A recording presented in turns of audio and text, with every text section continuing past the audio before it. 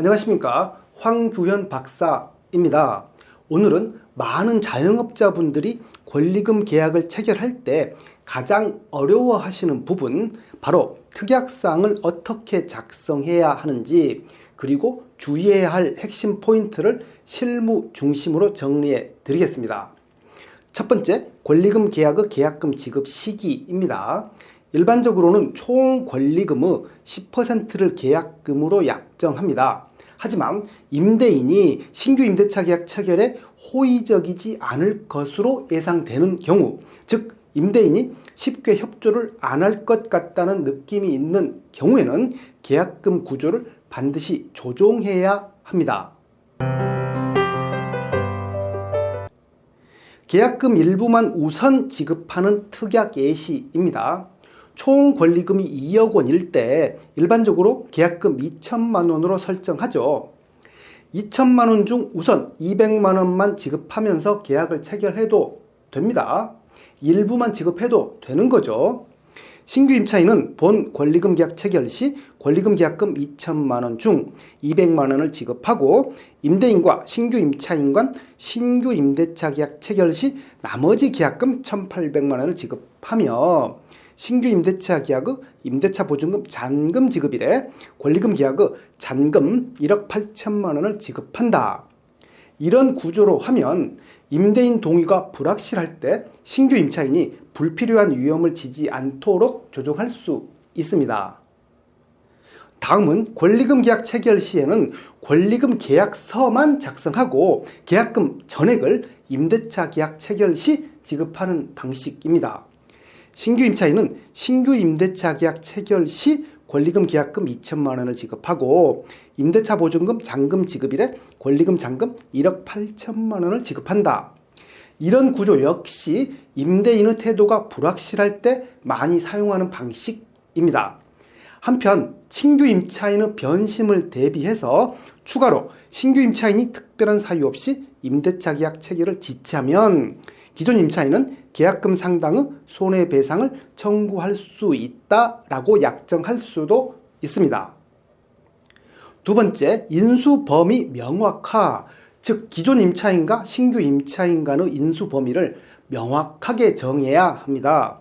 시설, 비품, 영업자산, 영업권 등을 구체적으로 적지 않으면 나중에 이건 포함이다?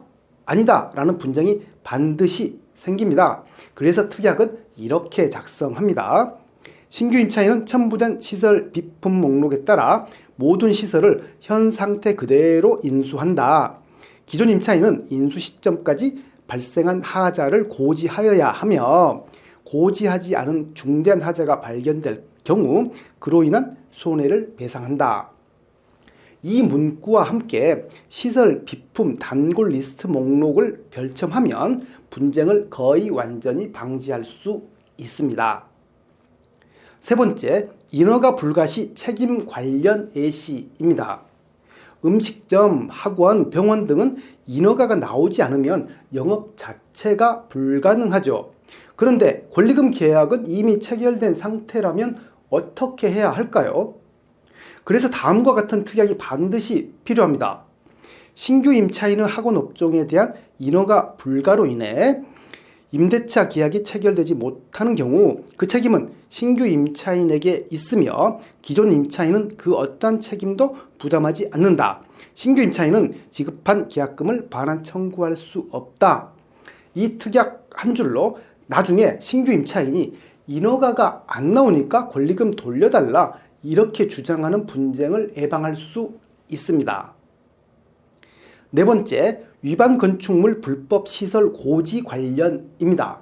이것 또한 전형적인 분쟁 포인트이죠. 기존 임차인이 불법 증축이나 내부 구조 변경을 해놓는 경우가 있고 적발되면 과태료 영업 정지까지 나옵니다. 그래서 특약은 반드시 이렇게 들어가야 합니다. 기존 임차인은 점포 내부 시설 중 법령상 불법 시설물 여부를 신규 임차인에게 성실히 고지한다.